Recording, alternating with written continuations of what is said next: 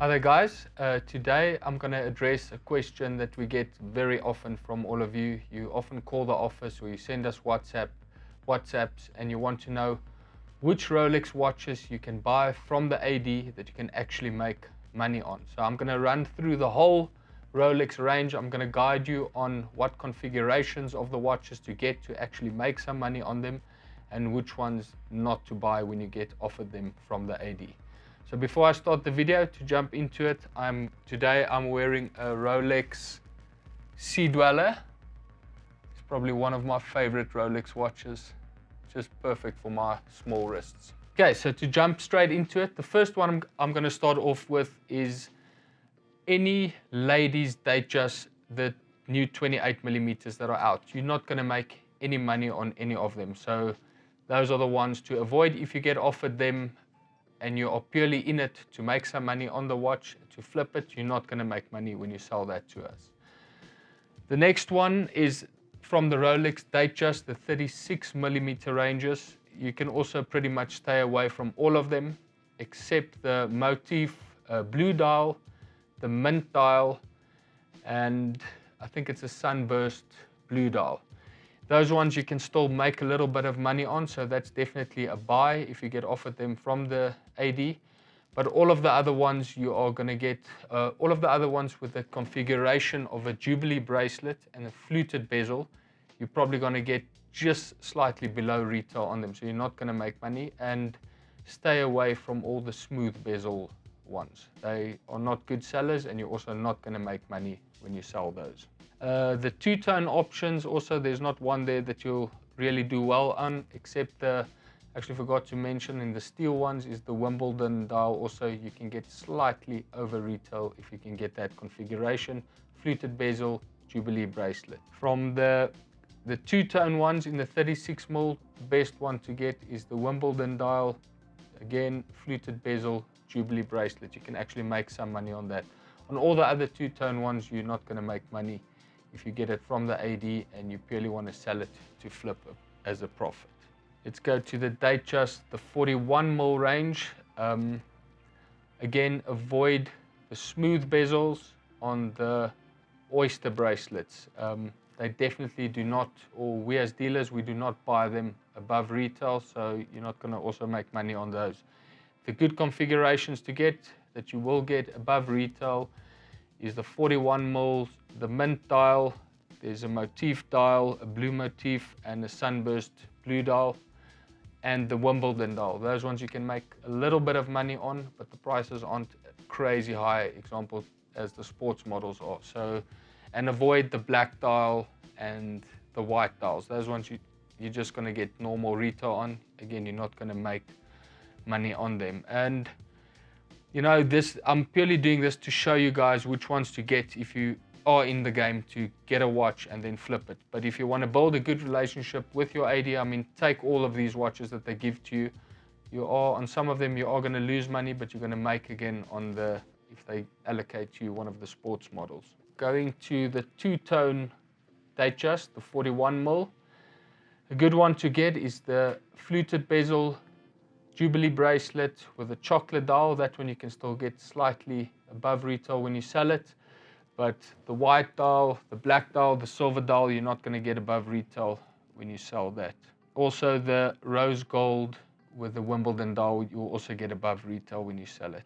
And you're probably going to find this a bit weird, but if you'll get less for a Datejust 41mm with diamonds on the dial compared to one without diamonds on the dial. That's purely because if you do spec the watch with Rolex, with diamonds on the dial, you probably pay around about 40 to 50,000 Rand more for the watch, and you're not going to get that money back if you go and sell it again, because the non-diamond dials and the diamond dials, they trade pretty much at the same levels. Also on the ladies pieces, on the Datejust, the 28 and the 31mm, the solid gold ones, is also a no-go.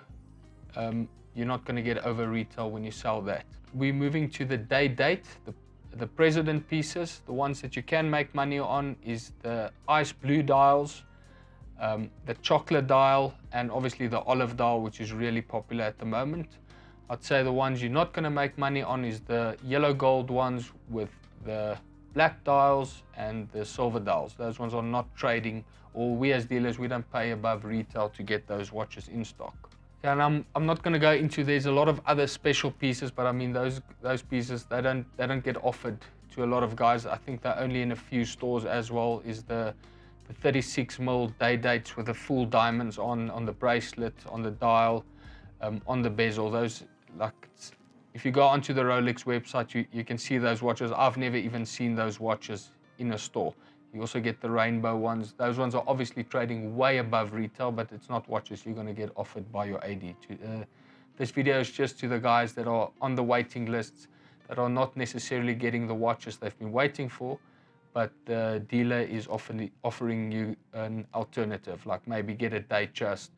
Okay, now we're moving to the Oyster Perpetual ones, also known as the OPs. The 31mm, the only one there I can see that we would still buy at above retail is probably the Tiffany blue one. And there's the new one out that they call the Bubble. It looks like a lot of small little balloons on it. That one will definitely trade way above retail if you can get your hands on that. As for the 36mm, the pink dial, the coral red, the Tiffany, the yellow, and the green, those ones we'll still buy slightly over retail, but the black dial, silver dial, and the blue dial, those ones we'll pay you around about retail for the watch. You're not going to make money on that. The 41mm is the same, also the red, the Tiffany, the yellow, the green, you're going to get above retail. On the other color dials, the black, the silver, maybe the blue you also get slightly above, but the black and the silver you'll just get retail when you come and sell those watches. And the 41mm balloon is also going to trade way above retail. I haven't seen one on the market yet. Hopefully we're getting one in stock soon, but that I can see is a watch that we'll pay over retail to get it in stock. Okay, and now we go into the ones that you obviously everyone wants but can't always get, is the Rolex sports models. So we can start off with the Submariner range. You are going to make money on the 41mm date and the no date. If you sell that, you will definitely get above retail. One that's demanding slightly higher premium than the black dial, black bezel, is the one that's also known as the Starbucks with the green bezel. That one you'll probably get about 30,000 Rand more on the grey market when you sell it to a dealer than what we would pay, example, on a normal sub. The ones from the Submariner range to avoid, well, I'd say it's probably good to get, but to avoid if you want to make money on, is the solid yellow gold with a black dial, black bezel. That one you're not going to get above retail when you sell it. We will probably pay retail for it and we will sell it on for above retail, but you're going to take out 670,000 odd Rand for a watch that you're not going to make any money on. But if you want to keep your relationship good with the AD, it's probably a very good watch to buy, because you'll probably get down the line somewhere a stainless steel sports model. The blue dial we'll probably pay 5,000 Rand over retail to get, just because the blue dials, they do trade a little bit above retail. One to avoid is the white gold 41mm with a blue bezel. That one you're definitely not going to get close to retail. You're probably going to get 5% or 10% below retail if you sell that to a dealer. Going to the two-tone models is the black dial with the yellow gold. That one we will pay slightly below retail currently on that watch, so also not a watch that you can make money on. The sub with the blue dial, two-tone yellow gold, that one you can make a bit of money on. We'll pay above retail for that. Okay, and then probably to the most popular ones is the Rolex Daytona range. Basically every single one of the Daytonas, the steel ones, the two-tone ones, the full rose gold, the yellow gold, those watches you are going to make money on. We will pay above retail for them. So if you get offered any of those, don't hesitate to take the watch. You are going to make money on. The 116-500, the stainless steel Daytona, that's actually been discontinued now, and I think it's been replaced by a 126-500, or the new model, with the slight changes that it's had. I haven't seen one of those yet. I think those is going to trade also when they come out on the grey market, probably around about 700,000 to 800,000 Rand as soon as they hit the market. So, but all the Daytona models, the platinum ones, you can get them. You are going to make money when you sell them. I don't want to give you guys prices in this video exactly what we currently pay for it, because the prices, they just change so much at the moment because of the rand versus the dollar fluctuating a lot. So we base our prices, we compare our prices with overseas market and the currency exchange rates, and that is roughly how we price our watches when we buy them. So when the rand is very weak against the dollar, we obviously pay a bit more, but when it's strong again, then we don't pay as strong for the watches. Okay, in the GMT-Master II range, guys, you can probably make money on all of the models that are out, except probably for the white gold one with the blue and the red bezel. That's when you're not going to make money on. We will pay below retail for it. But if you do fit it with the meteorite dial, you can get above retail for it, and you're not going to pay so much different, you know, on the retail price for the blue dial compared to the meteorite dial. So if you can get the Pepsi, you can make money on that.